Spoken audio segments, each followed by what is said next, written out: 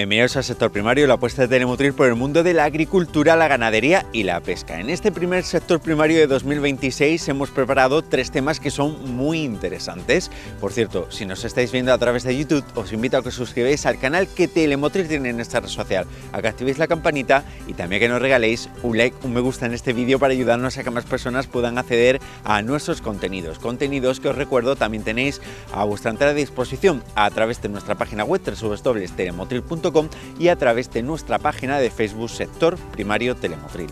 Entramos en materia y lo vamos a hacer hablando de la economía del riego en aguacate. Es un tema del que hemos hablado en distintas ocasiones, pero al que ahora le vamos a aplicar un componente tecnológico.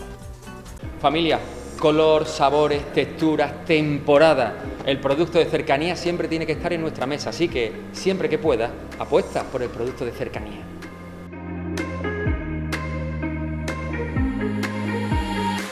Nuestra aproximación a Salera Robótica es bastante pragmática. Ya nosotros hacemos los diseños, la fabricación no la hacemos en España por un tema de coste.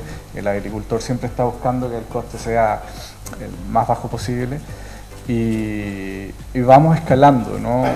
A diferencia de lo que frecuentemente, por ejemplo, yo veo en el área de las startups, que los robots parten con un montón de sensores que hacen esto o lo otro. La verdad que el cliente nuestro lo que busca es algo práctico, y en este momento el estado del arte de lo que nos exigen en robótica, me estoy desviando del tema porque yo venía a hablar de Wisely, pero en el área robótica lo que nos exige nuestro cliente es algo más operativo y sobre todo económico, que sea confiable. Nosotros, a pesar de que nos encantaría que, a mí personalmente, que soy el encargado de las tecnologías, me encantaría que estuviera lleno de sensores LiDAR, sensores de NDVI.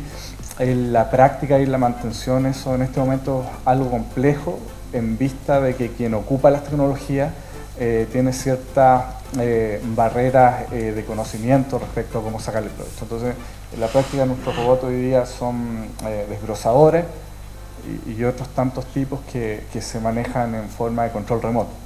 El tema de ponerle transmisión de video, sensórica, es algo que siempre está en el tintero, pero que hasta que no nos lo demande nuestro cliente final, nosotros no vamos a implementar. Aumenta sustancialmente el coste de un robot con sensores a uno sin sensores. Bueno, de lo que yo les vengo a hablar, agronomía y economía del riego utilizando Drop Control, que es esta empresa chilena de control de riego. Mi nombre es Rodrigo Márquez, soy ingeniero agrónomo, CTO de Arbipo ASR, o AgroSmart Robotics, y el tema de por qué me invitó aquí mi colega chileno no es tanto por esto, sino que porque yo en Chile me desempeñaba como investigador en recursos hídricos. Dentro de los temas que veía era el aguacate, y pues dijo, tú que vives en Granada, yo vivo en Granada a pesar de que trabajo en Barcelona, me dijo, a ti te queda cerca, anda tú. ¿Ya? Y aquí estoy, y muchas gracias por la invitación, por cierto. Con esto avanzo, ¿correcto? Un poco la explicación de lo que les comentaba. Nuestra empresa Arbipo, ¿ya? Con el spin-off interno que es AgroSmart Robotics, somos lo mismo. Yo soy el CTO de ambas empresas, así que somos marcas distintas, pero es lo mismo. Ahí tenemos nuestro robot más exitoso en la actualidad, que es un desbrozador a control remoto. Y dentro de este ecosistema, nosotros hoy día estamos asociados con Wisely, que es esta empresa de riego que tiene que ver con el riego en aguacate, como lo hacemos en Chile, como se hace en California, en Perú y en muchos otros países donde estamos ya regando 300.000 hectáreas a nivel global. Somos una de las empresas, Wisely es una de las empresas más grandes del control de riego a nivel global. Y como contexto general, porque me tuve que poner a estudiar un poco qué es lo que ocurre en España, hay una especie de boom, un mini boom de la producción. Hay un crecimiento fuerte en la superficie en Andalucía, cerca de 30.000 hectáreas, un poco menos se estima que hay. Hay una gran competencia por el agua, esto es normal. En Chile la competencia por el recurso hídrico entre los cultivos de mayor rentabilidad y menor rentabilidad es una constante. En Chile y en California, como el uso del recurso hídrico está casi totalmente regulado por el factor económico, es decir, oferta-demanda, siempre terminan ganando los cultivos de mayor rentabilidad, ¿ya? El agua ya no es un costo variable, sino que es un factor limitante, y estamos ante la necesidad de que cada metro cúbico tenga que producir más kilogramos de fruta y idealmente a más euros. Esto es en España.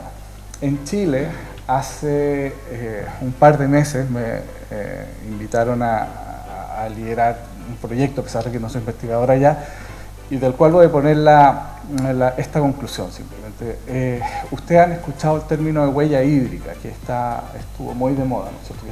¿Cuántos metros cúbicos se necesitan para producir 1 kilogramo de fruta? ¿No es cierto?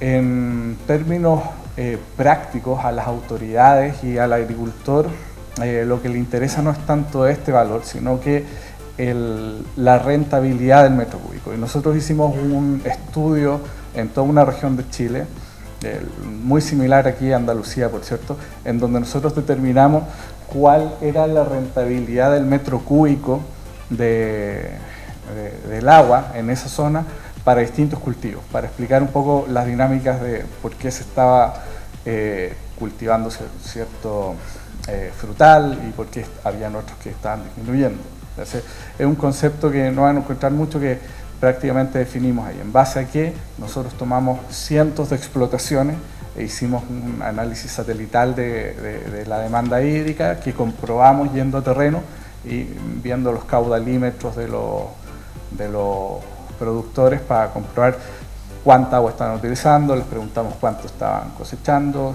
por valor de mercado nosotros sabíamos a qué precio se estaba sacando. Y como conclusión para el aguacate, por ejemplo en Chile, que es muy cercano a lo que tienen acá, se estaba rentando $1,2 por metro cúbico de agua. Sin embargo, aprovecho de mencionar, el cultivo estrella hoy día en Chile es el cerezo, que está rentando casi $2 por metro cúbico, ¿ya? Si ustedes pudieran hacer esto a nivel de finca, tendrían la imagen mucho más clara, ¿ya? Y de hecho este estudio lo encargó el gobierno, ¿cierto? El Estado, de una institución estatal. Yo creo que apuntando un poco a ponerle un precio al metro cúbico del agua, porque cuando llega la escasez de agua, el ecosistema natural ya no es capaz de proveer más agua, la única opción que nos queda es desalar agua y ocuparla en tema de riego. El tema es que la desalación tiene un coste y alguien tiene que pagarlo, y en este caso pues se apunta, yo estimo que a hacer plantas desaladoras para uso agrícola, y se va a ocupar este estudio como antecedente para saber hasta qué punto se puede cobrar por metro cúbico, ¿ya? Sin embargo, lo más relevante de esto, que es necesario que nosotros sepamos de alguna otra manera cuál es el margen que nos da el metro cúbico del agua, tanto para la toma de decisiones a nivel de políticas públicas y a nivel privado en gestión de fincas, ¿ya? Eso es lo relevante, ¿ya? Y ¿por qué el aguacate exige una agronomía del agua tan fina? El aguacate, dentro de todos los cultivos que tenemos, es un cultivo de manejo relativamente difícil en cuanto al riego, principalmente porque por su origen de Mesoamérica, es un cultivo subtropical, tiene un sistema radicular superficial muy sensible a encharcamientos, necesita mucho oxígeno. Esto es parte del proceso evolutivo por el que se desarrolló esta planta en suelos volcánicos, con problemas de nutrición respecto al fósforo, lo cual obligó a que se asociara con micorrizas, ¿no es cierto? Y nosotros lo estamos hoy día produciendo en entornos totalmente distintos a su origen, que son climas semiáridos, con suelos calcáreos, donde la materia orgánica no es tan alta. Entonces tenemos esta complicación. También es muy sensible al estrés hídrico, donde el rango de humedad que requiere en el suelo es muy estrecho. De hecho, es tan estrecho que normalmente en suelos arenosos nosotros no tenemos condiciones para producir de buena manera el aguacate. O sea, es muy difícil mantener la humedad correcta en un suelo arenoso, aunque podemos tener las raíces más en profundidad, pero en nuestra experiencia no se da muy bien. las necesidades hídricas son bastante elevadas en climas cálidos, ventosos y en climas en donde el agua es salina, que les voy a mencionar también. ¿Por qué? Porque generalmente la literatura, y tú lo mencionabas, 6.000, 8.000 metros cúbicos es lo que puede requerir una hectárea. Sin embargo, cuando nosotros agregamos el factor de salinidad y la necesidad de lixiviar estas sales, fácilmente podemos requerir un 10, un 20% más de agua solamente para mover las sales dentro del perfil. El aguacate es muy sensible a la salinidad y sorprendentemente, a pesar de que uno puede pensar, bueno, tengo un agua con salinidad de 0,6 decisimen, 1 decisimen por metro, en condiciones de alta demanda hídrica, lo que queda en el suelo son salinidades de 12, 18, 30 decisimen por metro de lo que se denomina conductividad eléctrica efectiva o aparente, ¿ya? Que simplemente es que el agua salada se va evaporando el agua y va dejando las sales, y a la larga estas sales van magnificando un problema productivo. Lo más normal en una finca, y acá les muestro bueno, esta es la parcela experimental en la que nosotros trabajamos en la zona norte de Chile, en donde ustedes están viendo un mapa de suelo de una finca típica. ¿Y qué es lo que están viendo acá? ¿Cuál es la capacidad de retención de agua de esta parcela? ¿Ya? En la parte azul tenemos más retención de agua, a su izquierda, ¿no es cierto?, están viendo el horizonte superficial, que es un suelo franco, y en la parte derecha están viendo bajo los 30 centímetros, donde tenemos básicamente una arena. Esta es la condición con la que nos encontramos normalmente en cualquier campo, de cualquier superficie, una variabilidad de suelo. Entonces, siendo que el sistema radicular es superficial y muy sensible a encharcamientos, lo primero que debemos hacer como gestión del agua en el aguacate es conocer el suelo y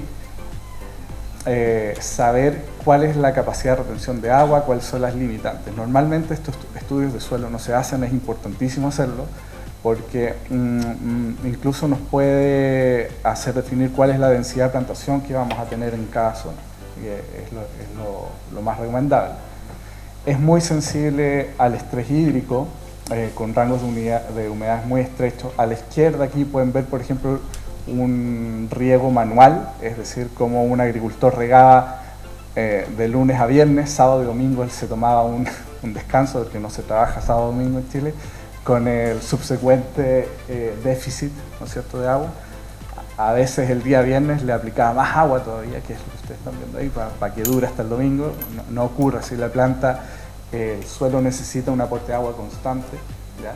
Y la sensibilidad del aguacate hace que esto sea crítico. Normalmente, en el caso de la imagen de la derecha, están viendo un sistema de riego ya un poco más automatizado, en el cual a través de internet nosotros programamos riegos de forma frecuente, y sí tenemos una curva de humedad más estable, que se mantiene dentro de la zona verde, ¿no es cierto?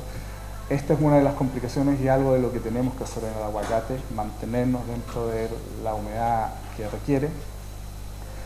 Y también hay que señalar que las necesidades hídricas elevadas y climas cálidos entonces vienen dadas sobre todo, esta es la ecuación de evapotranspiración, pero yo se los voy a resumir. La baja humedad relativa, la más baja humedad relativa ambiental, sumado a la velocidad del viento, ¿ya?, es lo que hace que nos aumente un 20, un 30% las necesidades hídricas. Por eso que incluso desde el punto de vista hídrico es más conveniente tener árboles de aguacate un poco más bajos. La velocidad del viento a nivel de suelo es menor que a mayor altura, y eso se ha demostrado también que tiene un efecto en la demanda hídrica y en el daño a la fruta, ¿ya? En particular, les voy a mostrar un gráfico de la evapotranspiración luego, y el tema de la sensibilidad a la sal. Esto es algo que normalmente no se considera, pero tenemos que pensarlo de la siguiente manera. El efecto de la salinidad, lo que está haciendo en la práctica, es que si nosotros tenemos toda esta humedad aprovechable dentro de un suelo para cualquier cultivo, la salinidad lo que está haciendo es estrechar, ¿no?, este rango de humedad aprovechable, y reducirlo. Y a medida que más sales se acumulan, más se estrecha. De hecho, lo normal que vemos es dentro de un perfil de suelo bajo riego por goteo, vamos a tener que el estrato superficial va a tener poca salinidad, normalmente la misma que tiene el agua. Si estamos regando con agua de 0,6 decisimen, vamos a tener 0,6 decisimen de conductividad eléctrica, luego vamos a tener 1 decisimen, luego vamos a tener 4 decisimen y ya al metro, que es hasta donde llega el frente de riego, vamos a tener hasta 10 decisimen o más, ¿ya? Y eso explica en muchos casos en el aguacate, en zonas áridas, porque las raíces, si ya son superficiales, tienen mucha más dificultad para profundizar. De hecho, no es raro que en ciertas zonas áridas, en Perú y en Chile, el arraigamiento sea tan superficial que con un viento moderado fuerte, los árboles se golpean. No sé si es un problema acá, no lo conozco, pero es algo que ocurre, ¿ya? Y adicionalmente a este efecto salino, que es el efecto osmótico que tiene la sal sobre las raíces, tenemos que sumar que el aguacate también es muy sensible a los iones tóxicos, en este caso como el sodio, el cloruro y el boro. Y el boro es particularmente importante cuando estamos haciendo procesos de desalación por medio de plantas de osmosis inversa, ya que el boro es un ion que, aunque lo queramos retirar, es muy difícil de hacer. Así que generalmente pasa.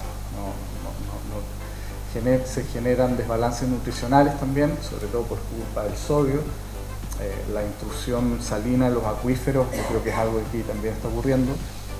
Y la solidificación de los suelos, que básicamente que el suelo pierde estructura por acumulación de, especialmente el sodio, lo cual nos baja la capacidad de oxigenar el suelo y genera problemas. Esto ocurre mayormente en zonas, lo he visto en Perú, lo he visto en Chile y en algunas zonas de unos valles que no tienen descarga en California. Ya no creo que aquí esté ocurriendo problemas de sovicidad del suelo, ¿ya? Y básicamente cuando nosotros queremos ya hacer un programa de riego, tenemos que pasar de lo que es la evapotranspiración hacia el gotero. ¿Cómo deberíamos regar? Nosotros nos tenemos que prestar atención en dos variables, ya que una es el tiempo de riego, que es qué tan largo va a ser el riego que vamos a dar, y la frecuencia de riego, que es cada cuánto tiempo podemos regar.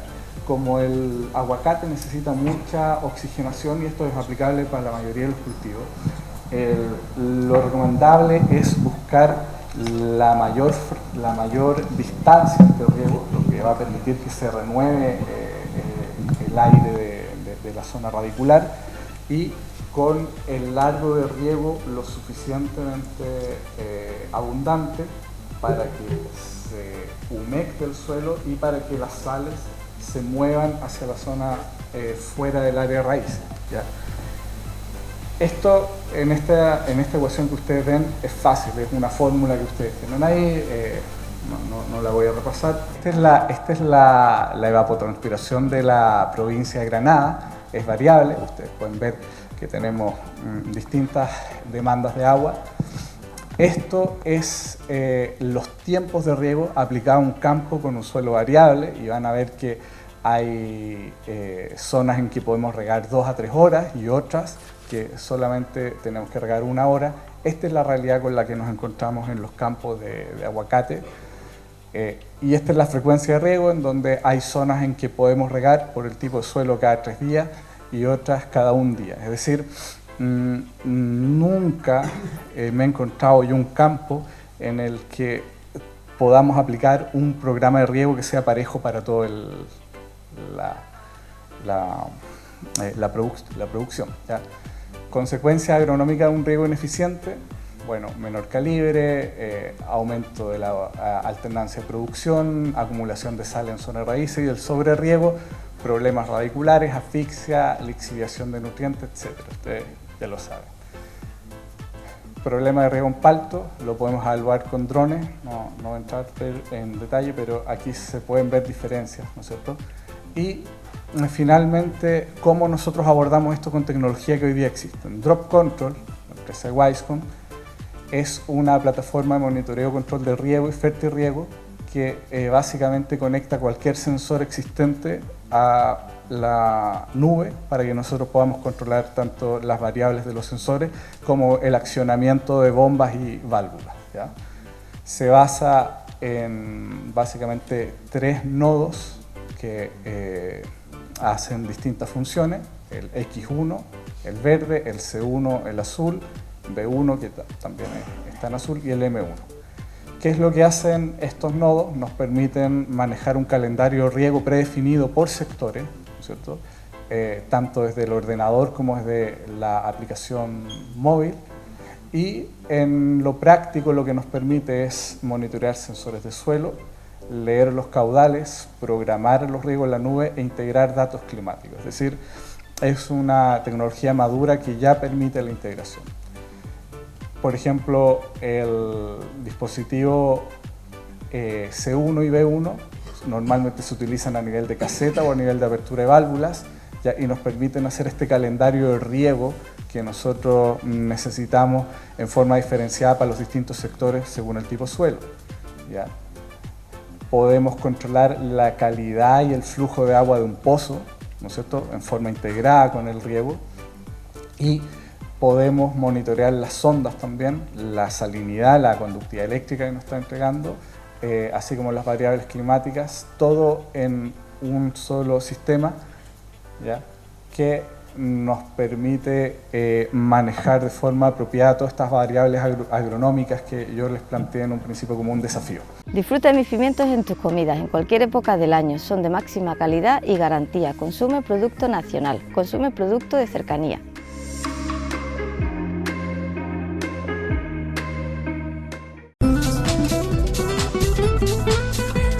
En tan solo unos segundos volvemos con más temas interesantes. Será justo después de escuchar unos consejos de nuestros patrocinadores.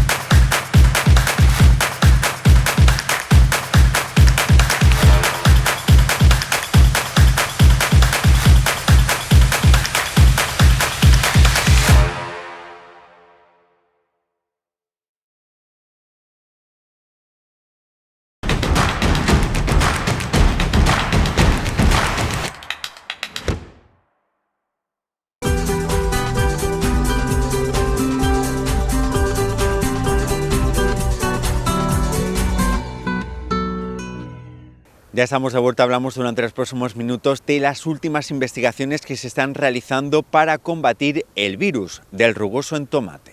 Vamos a contar específicamente qué estamos haciendo desde Bayer para afrontar este virus, cómo estamos trabajando, cómo están funcionando las resistencias y también la influencia de los portainjertos en cómo se expresa el virus. Un poco para empezar, esas fotos que ha puesto Antonio de pánico, creo que sobre todo en la zona donde está empezando el virus, donde todavía no ha aparecido, estamos informando, esa situación de pánico inicial es bastante común, pero bueno, como otros muchos retos, sabemos que al final de todo se sale, el tomate sigue, la agricultura siempre va hacia adelante, y un poco desde Bayer, pues bueno, estamos viendo qué herramientas son las que podemos utilizar para salir de este reto.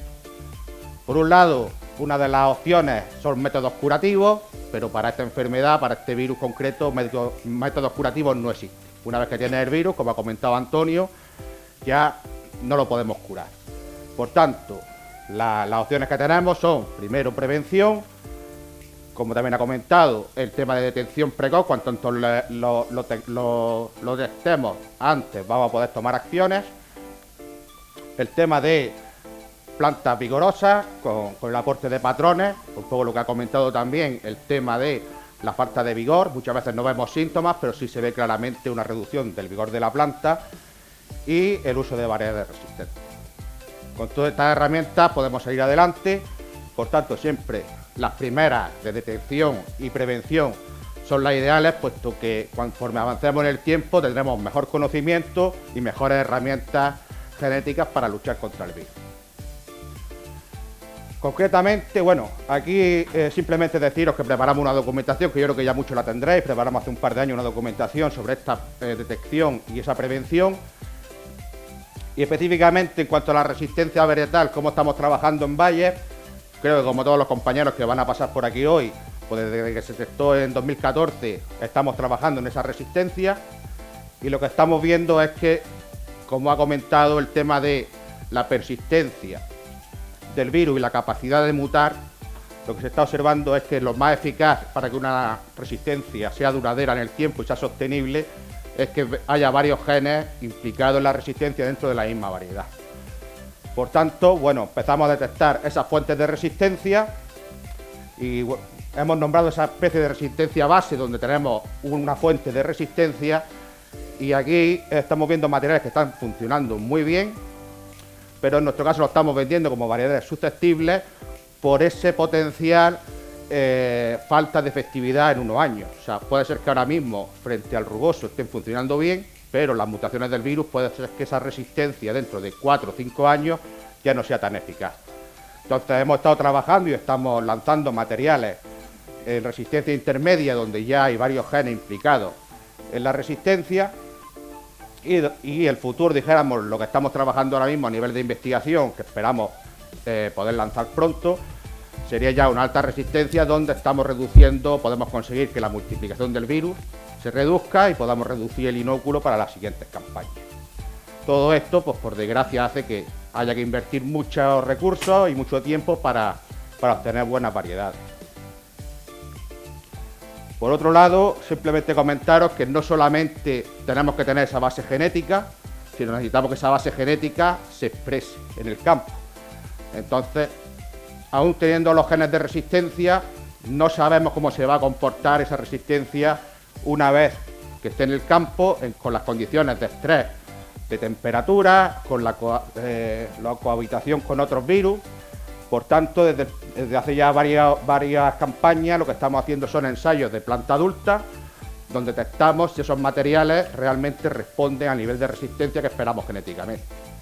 Para ello estamos haciendo ensayos de planta adulta tanto en México, Jordania, Israel, y durante los últimos 2 años también en Holanda, donde todas las plantas están inoculadas de la misma manera, con diferentes repeticiones, y en algunos casos también está inoculadas con el virus del pepino, que es uno de los que más interacciona con el virus del rugoso.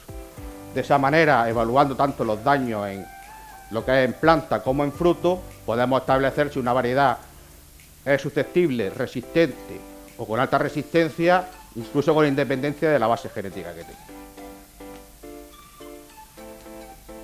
De esta manera, bueno, vamos a presentar un poco algunos ejemplos de cómo funciona, bueno, un ejemplo concreto, puesto que ya el reloj sigue corriendo, sobre cómo funciona la resistencia, pero no quiero empezar con ello sin un poco incidir en lo que ha comentado Antonio respecto a la calidad agronómica. En cuanto a la calidad agronómica, es base, ya no solo necesitamos la resistencia, sino necesitamos productos que sean rentables.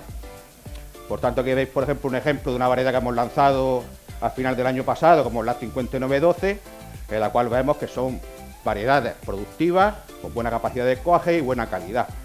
Entonces, con esa base necesitamos también esa resistencia. Un ejemplo de cómo funciona la resistencia, vemos esta variedad, por ejemplo, Novero, En cuanto a la gráfica, lo que veis es en horizontal el punto cero, que sería el momento que se inoculó el virus, y en días.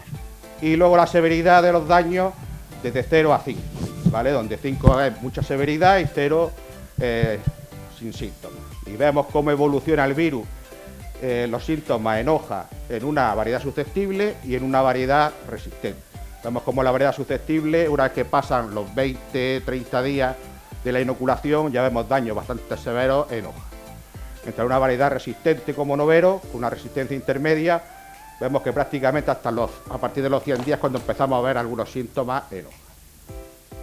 Comentaros que este ensayo fue hecho en Israel, con inoculación en hoja, y tanto hay aquí coinfección tanto de rugoso como de pepino.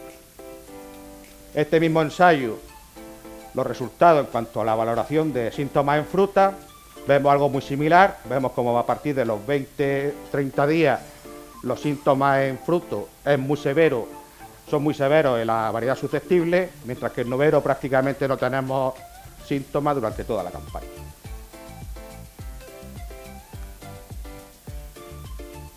Luego un breve repaso a la influencia de Portingerto, tanto con la información que estamos teniendo internamente como las publicaciones que hay. Ya comentaba Antonio que la infección por suelo, normalmente por la raíz, es mucho menos probable, aunque existe. Y nosotros también, aparte de los estudios que se han hecho de manera pública, también nosotros hacemos ensayos internos haciendo todas esas combinaciones posibles con Portingerto resistentes y susceptibles y las correspondientes variedades susceptibles o resistentes. Uno de los ejemplos que podemos ver aquí, con una gráfica muy similar a la que hemos visto antes, también con inoculación de rugoso y pepino, lo que vemos aquí claramente es que una vez que utilizamos una variedad susceptible, tanto con un patrón resistente como susceptible, los daños son severos. Mientras que una vez que utilizamos la combinación con una variedad resistente, vemos que los daños son muy similares tanto con un patrón resistente como susceptible. Aquí estamos hablando solamente de lo que es de síntomas. De la misma manera, en fruto, ese mismo ensayo, vemos comportamientos muy similares. Si la variedad es susceptible, siempre vamos a ver síntomas severos, mientras que la variedad resistente apenas presenta síntomas, tanto con un patrón resistente como susceptible. Por tanto, la mayor influencia y la mejor protección que podemos tener de manera genética para que se comporte bien frente al rugoso, siempre sería buscar variedades resistentes. La influencia del tema del vigor es dijéramos, el siguiente punto, ¿vale? El uso de Portingerto vigoroso hace que te mitigue un poco el efecto del virus en el sentido de esa reducción de vigor que hay. Normalmente lo que estamos viendo, sobre todo ya en países donde el virus lleva mucho tiempo presente, como puede ser en Israel, donde Israel el 90% de los cultivos estaban injertados con Bufor, la tendencia ha sido a reducir ligeramente el ciclo de cultivo y a irse a patrones vigorosos tipo Maxifor 141. Igualmente en Holanda, el año pasado, por la incertidumbre del virus del rugoso, se han estado probando muchos patrones y dejando un poquito los típicos como era 141 Maxifor. Esta siguiente campaña van a volver a esos patrones vigorosos porque ven que les aporta más. Eso no quita que cuando tengamos alta resistencia y necesitemos a lo mejor alta resistencia en el patrón, con esos vigores veamos si eso nos trae algún valor añadido. En cualquier época del año, disfruta de mis calabazas en tus comidas. Son de máxima calidad y garantía. Consume producto español, consume productos de cercanía.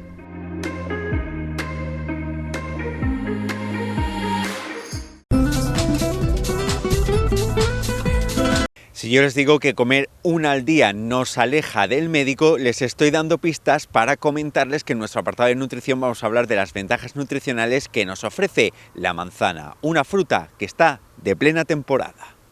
Hoy vamos a hablar de la manzana. La manzana es oriunda tanto de Europa como de la zona de Asia. Os va a chocar, pertenece a las familias de las rosáceas. Las rosas, sí, de los arbustos de las rosas, pues es de esa familia la manzana, el manzano en este caso, ¿no? Y está muy domesticada, pero aún y todo, hoy en día se puede encontrar en los bosques húmedos españoles, sin ir muy lejos, no hace falta ir a Centro Europa, podemos encontrar manzanos silvestres que están aún sin domesticar. Es curioso, son chiquititas, son muy sabrosas, pero aún hay. Y la manzana pues es parte del refranero nacional en este país. Me cachi la mar, os voy a dar 2 refranes que van a resumir lo que es la manzana, ¿no? No hay cosa más sana que comer en ayunas una manzana.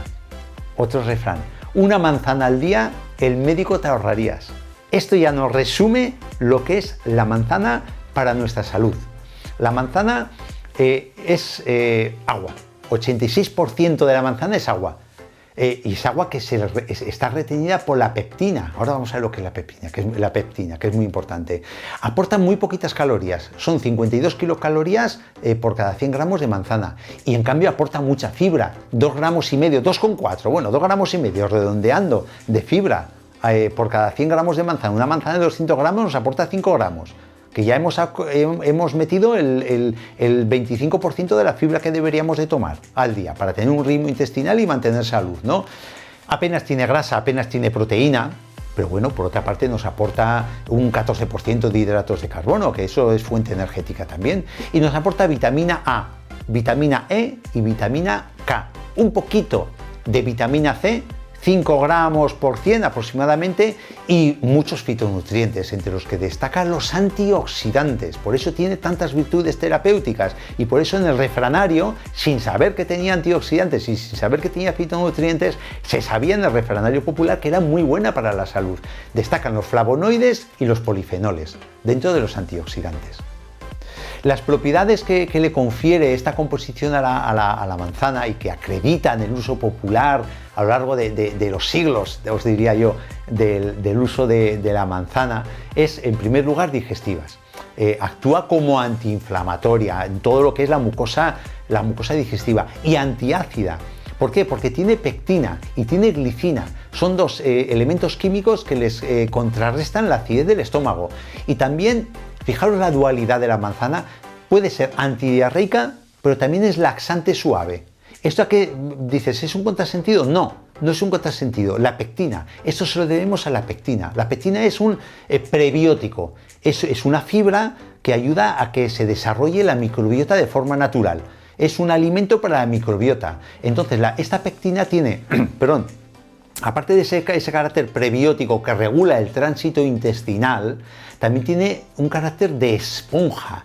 Es decir, para el líquido la pectina es como una esponja que atrae el líquido. Entonces, una diarrea, que las cacas son muy líquidas, las heces son líquidas, absorbe la pectina ese líquido, y entonces ya la caca sale con otra consistencia, las deposiciones salen ya con forma normal. Por eso ayuda tanto, por un lado, como laxante suave, y por otro lado como antidiarreica. También tiene un efecto, un poquito de efecto diurético y o depurativo, debido a la cistina, debido a la arginina, un aminoácido importante, y también debido al ácido málico, que eso es un peso específico muy importante en el vinagre de manzana, ¿no? Entonces, este efecto diurético depurativo la hace muy aconsejable pues, en una persona que tenga obesidad, o en una persona que tenga enfermedades reumáticas, porque limpia, en una persona que tenga piedras en los riñones, o una persona que tenga ácido úrico, persona que tenga gota. ¿Por qué? Porque drena, porque elimina acidez, porque saca por la orina lo que no tiene que estar dentro del cuerpo. Y eso también ayuda para la obesidad, la fibra, y que es parca en calorías, que tiene muy poquitas calorías.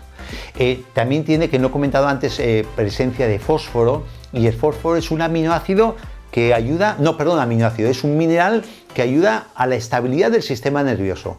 Sin ser un sedante, sí que le confiere cierto matiz sedante, relajadora. No es una benzodiazepina, evidentemente, y no va a haber interacción con medicamentos, pero te relaja un poquito la manzana. Y por la presencia de los antioxidantes, hay mucho estudio en este sentido, sobre todo con 2 antioxidantes que tiene, tanto es la quercetina como las catequinas. Son 2 de los antioxidantes reinas de la manzana, y están muy estudiados para cáncer de pulmón y de colon. ¿Qué significa esto? Que la persona que consume regularmente manzanas tiene menos propensión o menos posibilidad de padecer o de sufrir un cáncer de pulmón y un cáncer de colon, según acreditan los estudios sobre la manzana.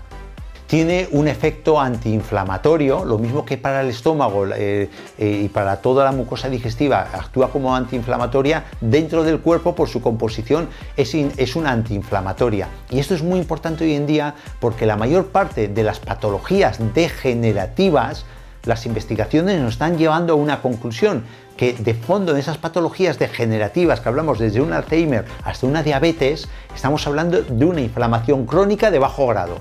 Evidentemente, cuando tú tomas una manzana no es un ibuprofeno, tampoco tiene los efectos secundarios del ibuprofeno, pero el consumo de esa manzana diaria de forma regular sí que va a actuar sobre esa inflamación de bajo grado que tanto problema de patología degenerativa nos puede ocasionar. Es también un protector cardiovascular de primer orden.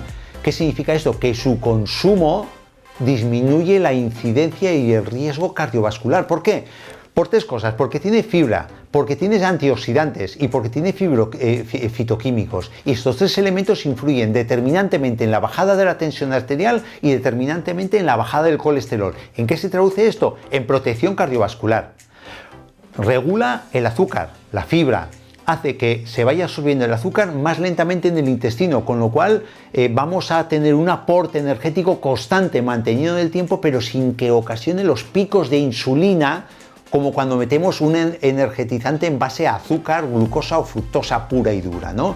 Por eso es un aporte energético regular y sin problemas de descompensación con respecto a los niveles de azúcar. Es un preventivo de la diabetes tipo 2. Y la salud dental, diréis, ¿cómo va la manzana? Pues sí, una cosa muy tonta, pero con mucho sentido.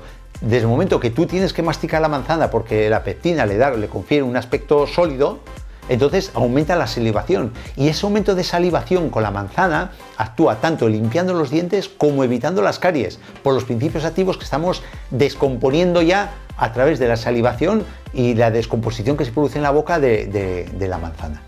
Y por último, los efectos sobre el ácido úrico y la gota, estabilizando los niveles sobre todo de ácido úrico en sangre.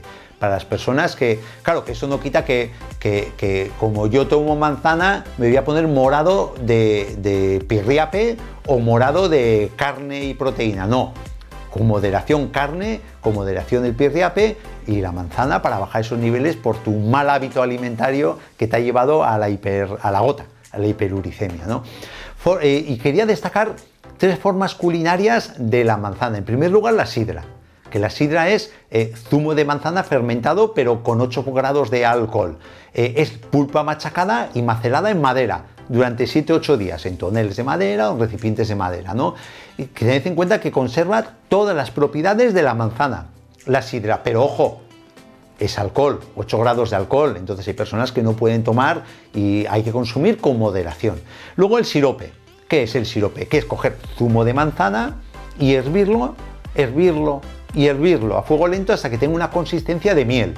Eso es sirope de manzana. Luego se mete en un tarrito de cristal, se pone al baño María y ahí tenemos nuestra miel de manzana, que tomada con moderación, pues siempre es muy beneficiosa para el cuerpo. Con moderación, no porque sea natural y sea buena, el bote de entero me lo tomo de una sentada, como por supuesto. Y luego la compota, que es la manzana hervida con o sin piel, o incluso asada también, es muy beneficiosa para todas las funciones digestivas, de estreñimiento, diarrea, ardores, acidez, y se ha tomado así de toda la vida por regular toda la función digestiva. Y aparte de la compota, os voy a dar un pequeño consejo culinario para hacer mermelada de manzana. De manzana con cualquier otra fruta o fruto, ¿no? Es al 50% manzana con limón, 50% manzana con naranja, 50% manzana con plátano, con cualquier fruta. Lo pones a cocer, le rebajas más o menos agua, depende de la consistencia que le quieras dar, y lo tienes a fuego lento durante 30, 40 minutos hasta que coja la consistencia que tú quieres. Le puedes, igual el mismo dulzor de la fructosa que tiene la fruta, depende de qué fruta utilices con la manzana, puede ser suficiente, o si usas una fruta un poquito más ácida le puedes echar un poquito de azúcar o de edulcorante, y una vez que la tienes hecha la pasas por la mini pimer y luego eso ya se mete en tu tarro de cristal, lo embotas y ahí tienes una mermelada natural, conservando todas las propiedades de las frutas que has utilizado para largo tiempo. Mínimo 3 meses se te va a conservar, y una vez que la abres o la metes en el frigorífico, pues una semana, como no lleva conservantes artificiales, se puede caducir con relativa facilidad, pero con lo rica que sale es difícil que te dure más de una semana. Y ya para acabar, toxicidad con respecto a la manzana no hay, a no ser que tú tengas una alergia específica a la manzana, pero sí quería destacar lo siguiente, que ya hemos dicho al principio que es rosácea, es de la familia de las rosáceas. Entonces todas las rosáceas, las pepitas, cuando las comemos, cuando las masticamos, cuando las rompemos, se hacen reacción con los jugos gástricos y forman cianuro. Ojo al dato, que hombre, esto porque te machaques 2 o 3 pepitas no pasa nada, pero si alguien tiene ese tic de romper las pepitas de la manzana, puede haber un problema con una formación de cianuro endógena. Pero vamos, lo digo más como curiosidad, porque no creo que nadie se dedique a masticar semillas de manzana en la cantidad suficiente como para tener una intoxicación por cianuro. En cualquier época del año, disfruta de mi aguacate, en ensalada, solo, en guacamole o incluso prepárate una mousse de chocolate. Consume producto nacional, consume producto de cercanía.